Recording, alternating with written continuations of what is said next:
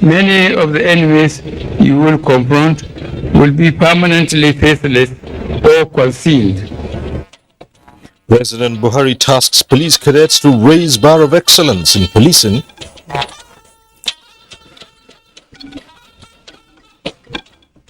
Why can't we even decentralize the recruitment exercise? We need more personnel. We need an update from the last recruitment. House of Representatives seeks to ascertain number of Nigerian Army personnel.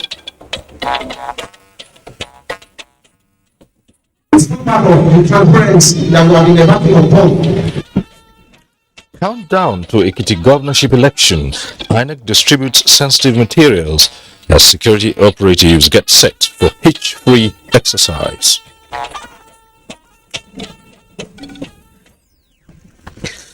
Good evening. This is NTA Network News. I'm Cyril Stober in Abuja. Michael Olale joins us from Lagos. And you can follow this news broadcast live on our website nta.ng/live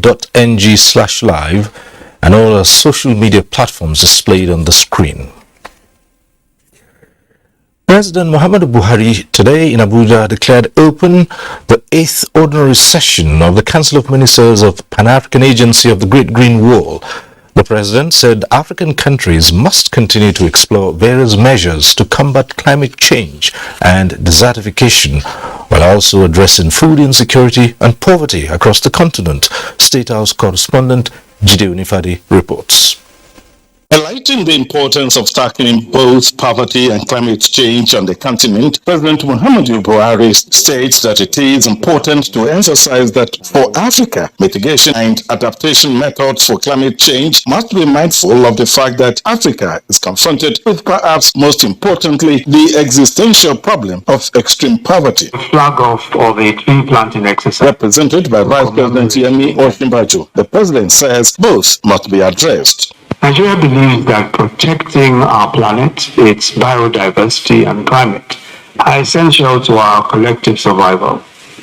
The impact of climate change is upon us. All over the continent, drought and desertification, increasing conflicts over pasture and water, food insecurity, loss of livelihoods, and youth migration, among others, characterize the environment. While commending the current initiatives by the international technical and financial partners for pledging financial resources to support the implementation of the Great Green Wall, the president calls for financing to help preserve African rainforests, which he notes absorb no less than 1.5 billion tons of carbon dioxide yearly. The commitment of every nation will be important in meeting the deadline of the Decade on Ecosystem Restoration Agenda 2021 to 2030.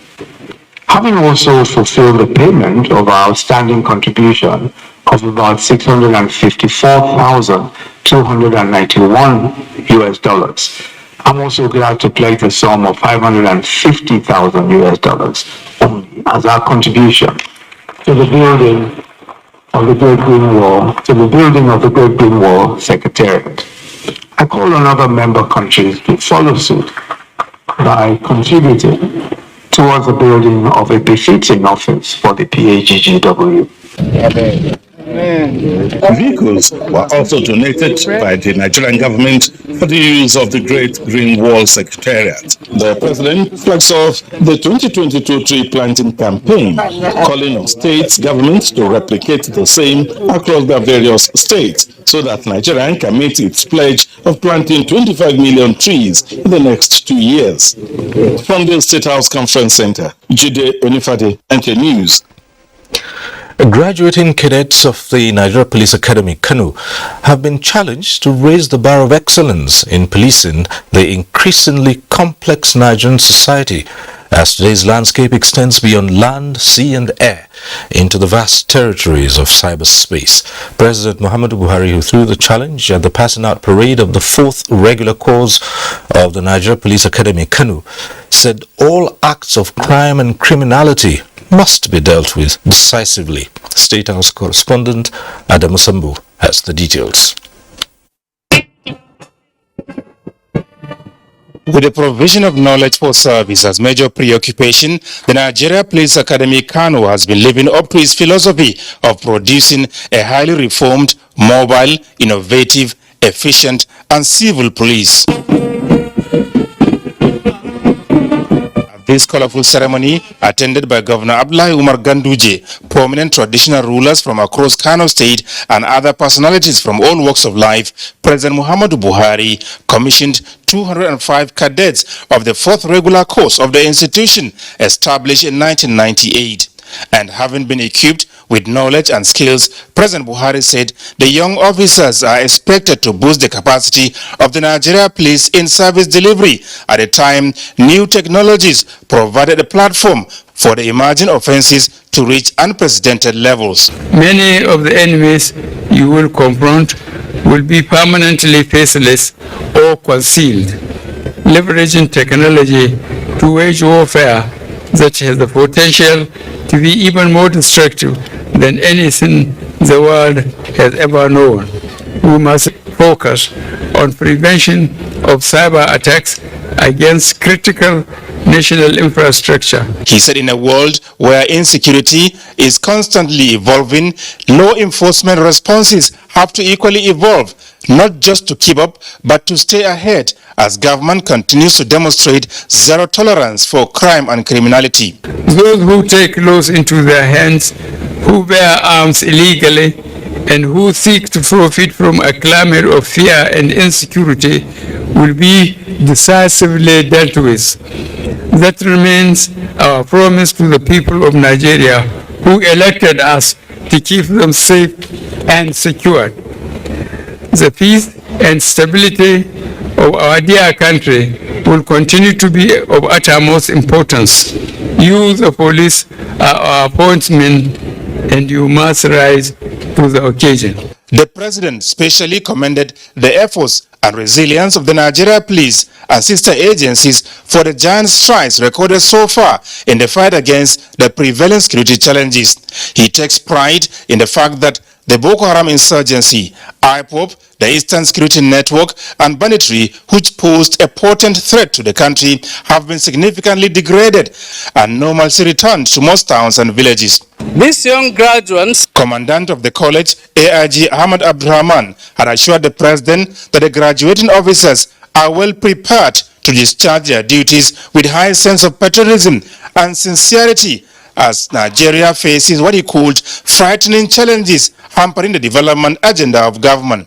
A major high point of the ceremony was the presentation of a sword of honor by President Muhammadu Buhari to the best graduating cadet officer, Rachel Oluwatosin Babarinde. 1,748 officers have so far graduated from the Nigeria Police Academy, Wudil Kano. Adamu Sambu, NTA News. The House of Representatives has mandated the Committee on Army to engage authorities of the Nigerian Army to ascertain the number of recruited and trained personnel from 2017 to 2021. National Assembly correspondent Lami Ali reports that the issue came up during Thursday's plenary. The adoption of this resolution is tied to the challenge of insecurity, which Representative Sergio Sogu said has overstretched the armed forces despite federal government's efforts in provision of equipment and funding. In a bid to boost its military strength, the Nigerian Army has, in the past 5 years or more, conducted a series of recruitment exercises for persons desiring to be enlisted into the Nigerian Army. The facilities in the depot cannot handle beyond 5,000. We had even the cost. We spoke to the army. Now why can't we even decentralize the recruitment exercise? We should go further, including the police, the military, the SS. We need more personnel We need an update from the last recruitment. We need to update the numbers. I think it is very, very clear. The House, in response to a motion from Bamidele Salam and 10 other members, urged federal governments to secure the release of the remaining victims of the Abuja-Kaduna train kidnap incidents and other Nigerians in captivity. The figure of kidnapped persons increased to 2,865 in 2020 and 5,287 in 2021. Other security-related motions adopted include the one moved by Ade Oluwatimehi, urging authorities to fish out perpetrators of the recent attack at a church in Owo.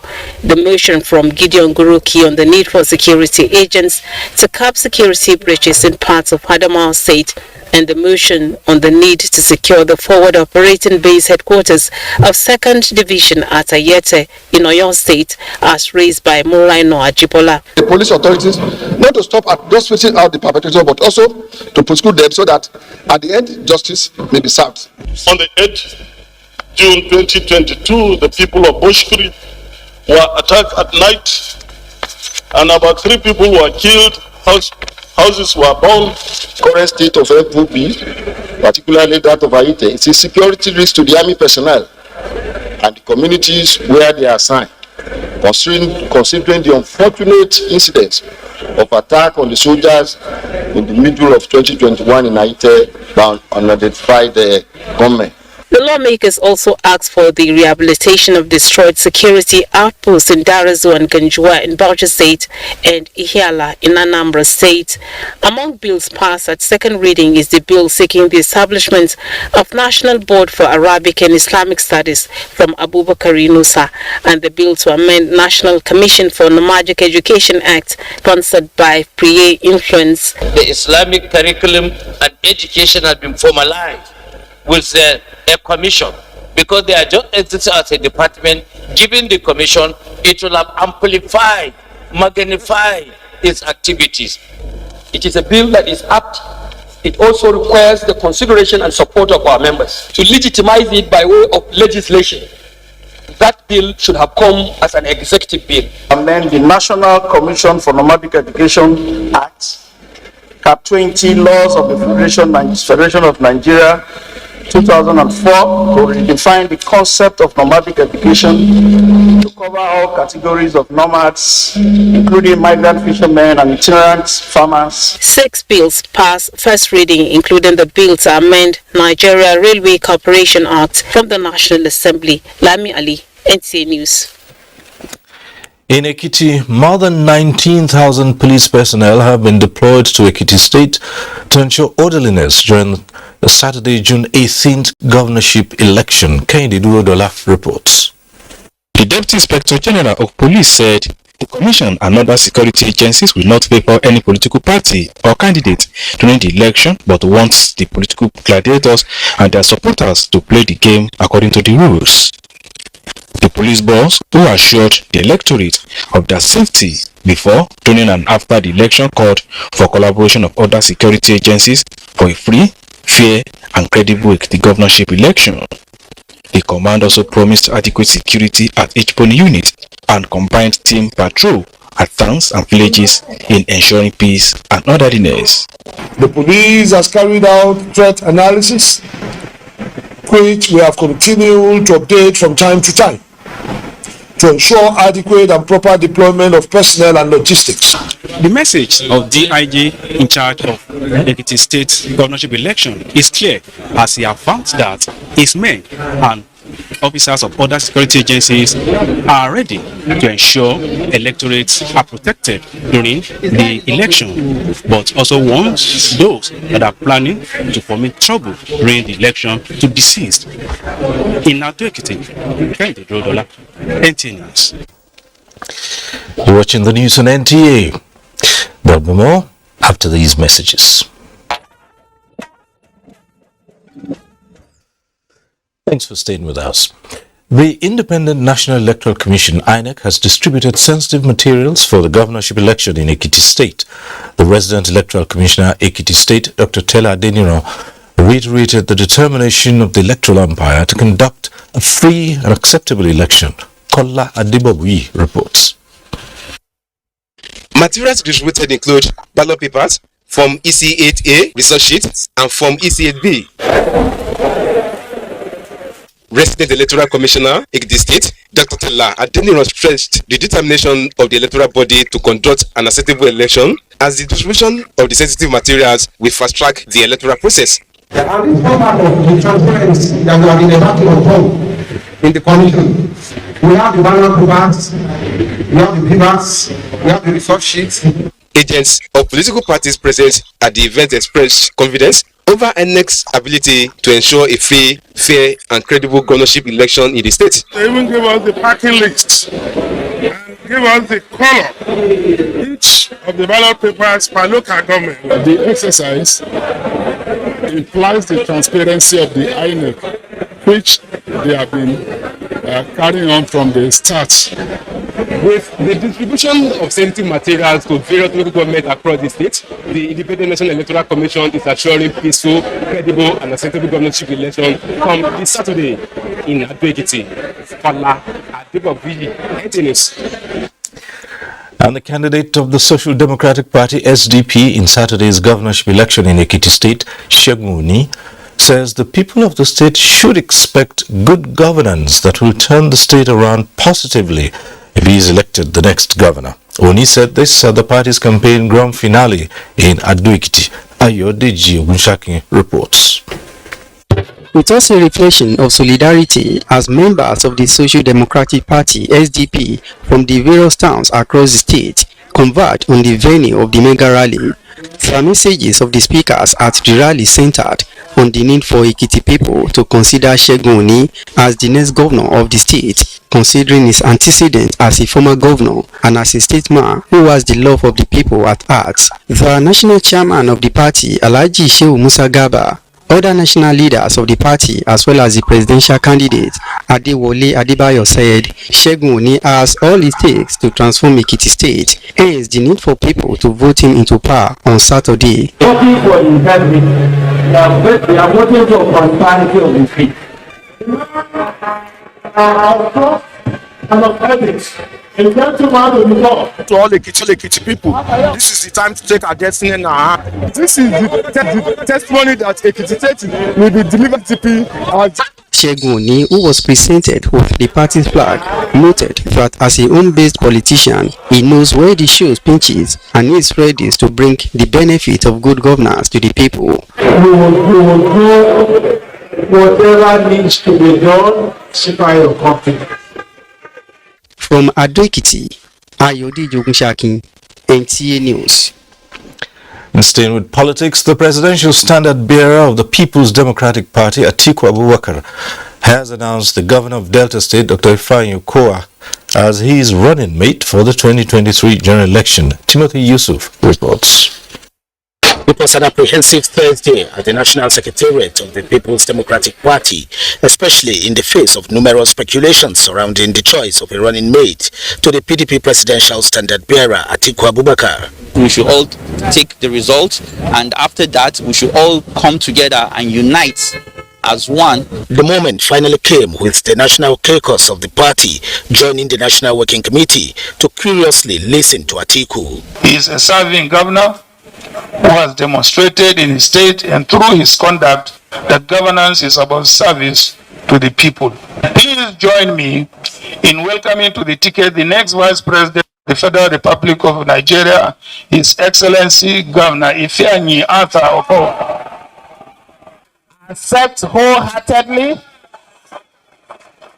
and in accepting so, I want to pledge that I'm going to stay loyal and committed to the course of this battle. Contrary to all the speculations in the social media, the National Working Committee or the party didn't select one name for the candidate. The certificate of return was immediately presented to the PDP presidential running mate, Dr. Ifeanyi Okowa. Dr. Okowa was subsequently screened by the Tommy Kimi-led screening committee set up by the PDP National Working Committee to screen the running mate before forwarding his name to INEC. Timothy Yusuf, NTA News. And following the election of Bola Ahmed Tinubu as APC presidential candidate for the 2023 general elections, former Ogun State Governor and serving Ogun Central Senator Ibikunle Amosun has pleaded with Nigerians to support the candidate and the party at the election for sustainable development in Nigeria. Senator Amosun stated this at a grand reception by the All Progressives Congress APC Ogun State in his honor. Lekon Agbonde reports. Playing a major role at the just concluded APC presidential primary in Abuja, where he stepped down his ambition for former Lagos State Governor and national leader of APC, Asiwaju Bola Tinubu, APC chieftains and party members converged on the amphitheater at Cape Palace to express their gratitude to Senator Ibikunle Amosun. He has given up his own personal interest. Overwhelmed by the turnout and their hospitality, Senator Ibikunle Amosun says his belief in equity, justice, fairness, national unity motivated him to drop his ambition for Asiwaju Bola Tinubu, who later emerged as the party's standard bearer in the 2023 general elections. He called on Nigerians to see the emergence of Bola Tinubu as a joint project. I want the presidency to come to the southwest. And lo and behold, Almighty God has answered that prayer. And ultimately, Asiwaju Bola Ahmed Tinubu will be the president of this great nation. Senator Ibikunle Amosun had earlier paid homage to Alake of Egbaland, Obadedotun Aremu Gbadebo in his palace. He later joined his supporters on a walk round the metropolis. In Abeokuta, Lekon Agbonde, NTA News. Meanwhile, the People's Redemption Party, PRP, has presented the certificate of return to Latifu Kolawole Abiola, the late MKO Abiola's son, following his recent victory at the party's presidential primary election. Kola Abiola says PRP is poised to fix Nigeria, and he called on Nigerians to collectively support him come 2023. Garba Nata'ala reports. The certificate of return was handed over to late MKO Abiola's son by the national chairman of the party, among other members that emerged victorious to run for seats at the National and States Assembly as well as governorship positions across the country. Falalu Bello described the party as one indivisible entity that has recorded a milestone and assured Nigerians that the party is capable of moving Nigeria forward. We are ready to offer leadership at all levels, and we can compete with all parties to give the nation a new lease of life with our candidates, most of whom we are confident will win in free and fair elections. Latifu Kolawole Abiola promised to perform beyond board in areas of priority. We are our own brothers keepers. We know our people. Go back and look for our old PRP people who are probably in PDP today or APC or whatever party they are. Go and remind them that that same party that you've been loyal to all these 50-odd years has a total rebirth, and they should have a rethink and support us. PRP has so far conducted primary elections at all levels successfully. In Abuja, Garba Nata'ala, NTA News.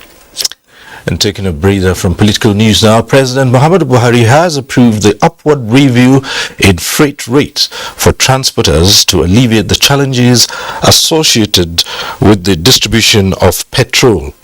This was after due consultations with industry-wide stakeholders at the instance of the Nigerian Midstream and Downstream Petroleum Regulatory Authority.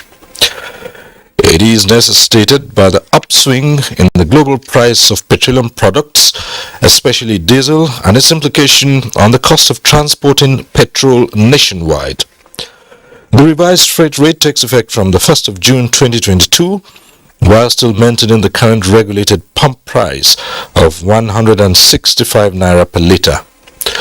Meanwhile, NNPC, the sole supplier of petrol, has maintained over 32 days sufficiency in country. To ensure increase in revenue mobilization through tax collection, the Federal Inland Revenue Service is strengthening collaboration with the UK's Her Majesty's Revenue and Customs team. Benny Adams reports that the team is in Nigeria to begin work in 4 key areas. It is not a first-time meeting, but a return visit to show commitment to a beneficial partnership with Nigeria and the United Kingdom.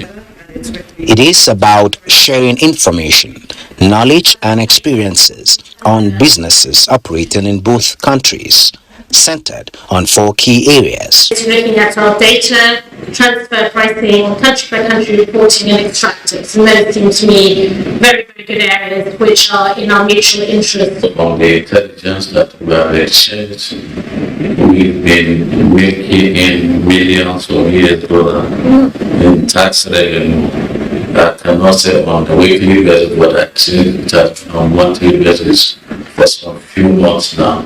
With Nigeria's 8% tax to GDP ratio among the lowest globally and the second lowest in Africa, the FRS boss seeks the support of the United Kingdom's Special Tax Operation Group in the advocacy for the harmonization of tax receipts. In Abuja, Benny Adams, NTA News. The federal government has reiterated its commitment to the completion of a number of ongoing road projects across the country to stimulate economic development, job creation, and to promote the use of local content. The Minister of Industry, Trade and Investment, Adeni Adebayo, announced this at the official inauguration and handover of FRLI Erimo Iwarakwa Road in Ekiti State. Olukemi Sani has details. Motorists and other road users along Efalaye, Erimo, Iwaraja Road, linking Ekiti, Osun and Oyo State are now in a jubilant mood as the federal government completed the 22-kilometer road which started in the year 2009. Minister of Trade, Industry and Investment, Otumba Adeniyi Adebayo says, as Nigerians enter the final lap of the tenure of the Buhari administration, all ministries are also entering a season of completion and delivery of projects to bring greater relief to the people. This road has been built to the highest quality of design and workmanship. Activities well used and not abused. It should last for the design's service life. The road, residents and motorists say had been a notorious playground for armed robbers and kidnappers for more than 30 years, thus forcing many residents to relocate to other places. Before, it was a terrible road, but now we really appreciate the work of the federal government. This road promotes our market. I'm happy today that we are commissioning this road. Respite has finally come the way of many communities along the road as motorists are now riding with ease, while shops as well as houses are springing up, thereby boosting the economic activities in the communities. Community leaders in the area commended the Buhari administration for the reconstruction, saying life is now easier than ever before. In Ekiti, Olukemi Sani, NTA News. Lagos is next to our lineup. Michael, it's over to you now.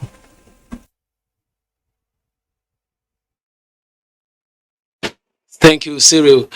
The RT200 non-oil export intervention scheme of the Central Bank of Nigeria, targeted at raising $200 billion through non-oil export sector within the next 3 to 5 years, will open a stable and sustainable window for Nigeria to earn more foreign exchange apart from oil proceeds. Central Bank Governor Godwin Emefiele stated this during an engagement with key players in the non-oil export value chain in Lagos. Abolade Salami reports. Realization of the fact that most of Nigeria's current sources of foreign exchange inflows were unreliable and perennially prone to downturn of global economic development caused by uncertainty in the price of crude oil.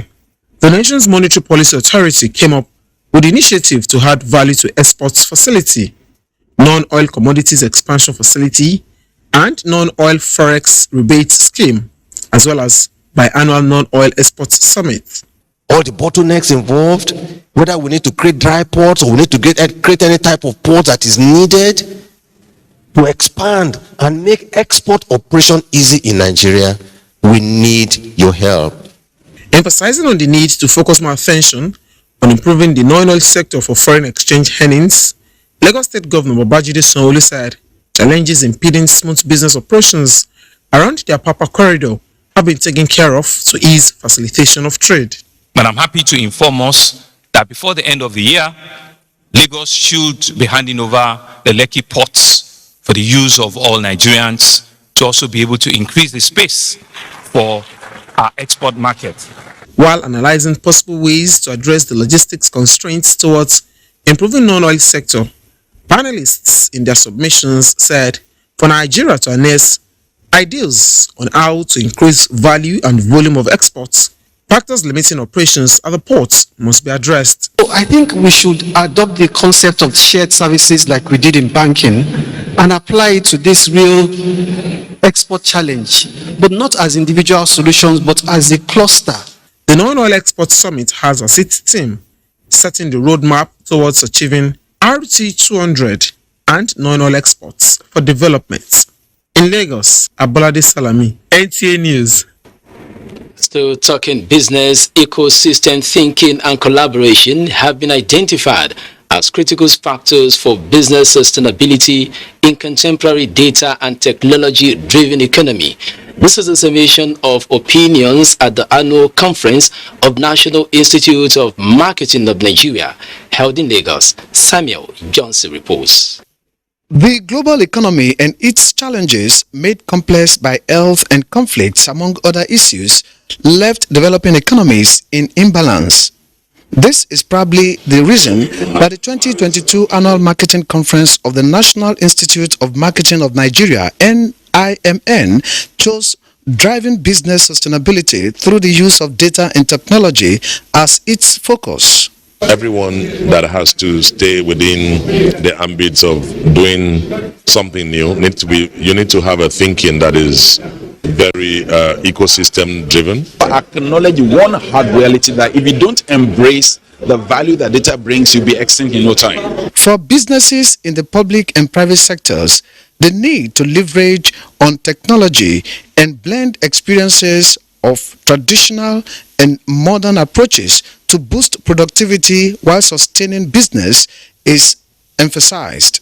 Most public organizations too should go into data, a lot of data, gather data analytics and all that, AI and all that. We should go into all those and advance and move with the times. If you're going through digital technology, world-driven new era, if you don't have that habit or that branch of satisfying your customers, you are not marketing. It's really important that businesses, whether in the public sector or the private sector, become digitized and utilize technology to make things easier, faster, and better.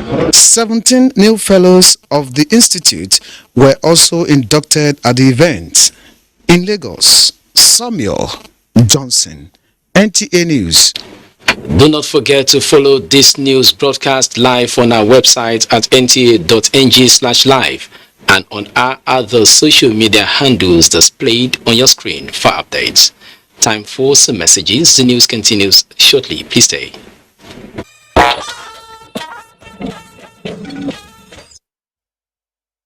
Back in Abuja, and this is bringing on board Benny Adams with business news. Benny? Thank you and welcome to Business. The Nigerian Export Promotion Council, NAPC, in collaboration with Nexport Trade, have established a Nigerian product showroom in Lome, Togo, to strengthen trade between both countries and the West African sub-region. Correspondent Comfort Amodu reports that the NAPC is leveraging on the product showroom in Lome to promote Nigerian products and access to markets in the sub-region, considering that Togo is a trade hub and top 10 export destinations to Mali, Burkina Faso, Niger, Cote d'Ivoire, and other West African states. Increase export trade to Togo by about 30% in the next by 2025, and that will give us about $650 million in 2025 at the end of 2025 with this trade house. Export trade will serve as a kind of clearing house, for manufactured goods. What this means is that you manufacture goods in Nigeria, we help you to create market in Togo and link you up with your importers. What that means is that you are able to sell more, make more profit, earn foreign exchange, and all the multiplier effect of expanded trade. The packaging, the variety. So we've got it all. All we need now is the total buy-in of those in positions of authority so that we can let our people just fly. And on the capital markets, the Nigerian exchange continued trading in bears, with the financial services sector leading in volume. The all-share index depreciated by 0.69% to close transaction at 52,411.09 basis points. Market capitalization stood at 28.255 trillion naira. 211.6 million shares valued at 2.367 billion naira exchanged hands in 4,750 deals. Sterling, Zenith and UBA banks led in volume and value. That is business news. It's nice doing business with you. Let's do it again, Benny. In other news, in the last 25 years, the National Directorate of Employment, NDE, has been operating from a rented apartment. Now, the dream of moving to a permanent site is gradually turning to reality as work is progressing on the new 7-story building located in Gudu district of Abuja. Minister of State Labour and Employment, Festus Keyamo, was on site to inspect work on the new building. Emmanuel Ayemiro reports. The National Directorate of Employment has been sharing this building located at Zone 1 in Abuja with different neighbors while paying a huge rent since 1997. The office complex under construction was part of the proceeds of corruption forfeited to the federal government, which was released to the NDE to be completed and put to use. We actually pursued this, and graciously Mr. President granted us the permission to take over this building and handed it over to us as our permanent site. We are appealing for funds, bulk funds, to finish it as quickly as possible. We want to urge the engineers to be prudent in the management of funds. We have about 130 something to 140 offices. We have a clinic, we have storages and training halls.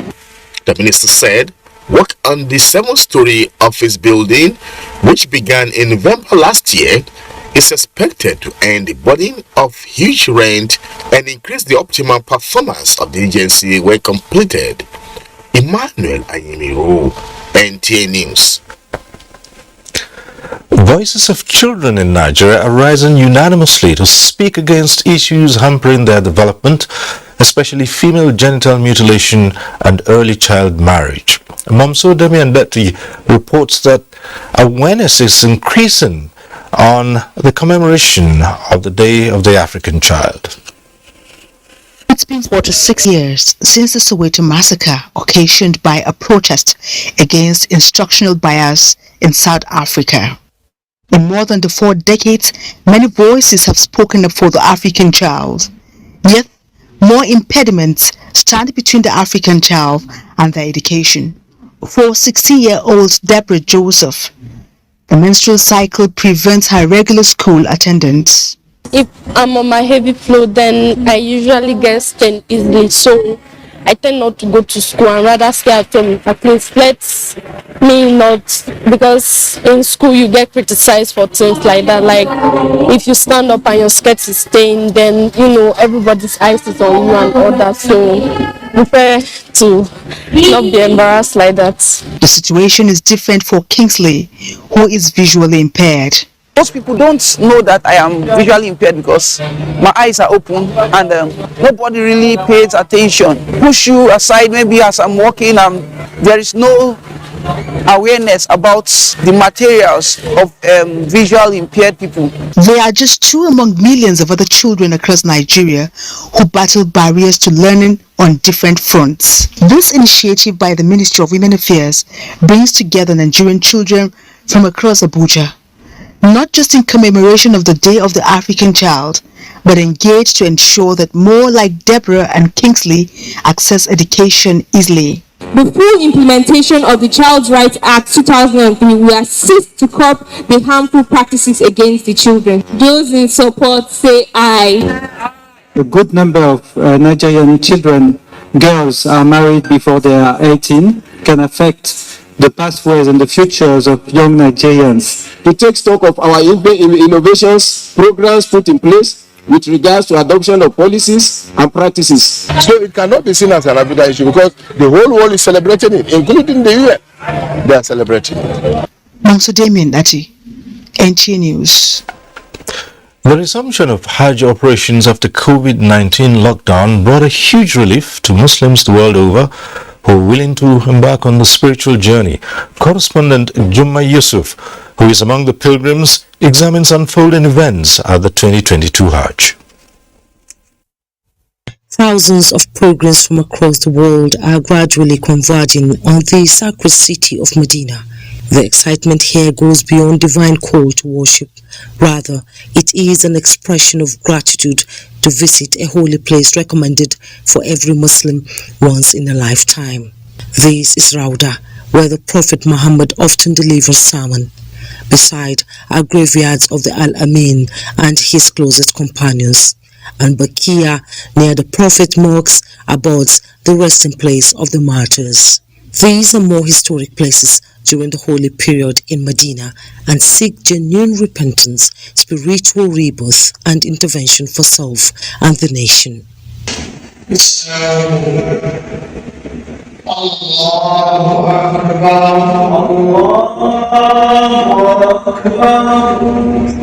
As days pass by, pilgrims develop more thirst to serve Allah and intensify remembrance of Prophet Muhammad, through who the religion of Islam was perfected for mankind. From Medina, Saudi Arabia, Jumma Yusuf, NTA News. And still talking pilgrimage, the Nigerian Christian Pilgrims Commission has flagged off the 2021 main pilgrimage and 2022 Easter pilgrimage to the Holy Land of Israel and Jordan. Omenka Amarachuku reports that more than 400 pilgrims participated in the first batch of the airlift. A global coronavirus disrupted the 2021 pilgrimage program. As the pandemic is being contained, Israel and Kingdom of Jordan have opened doors for intending pilgrims all over the world. We have had time with the pilgrims before now, and also during the screening we always tell them what is expected of them, and that has already been handled. We expect them to pray for the country. We expect them to comport themselves properly as good ambassadors of the nation.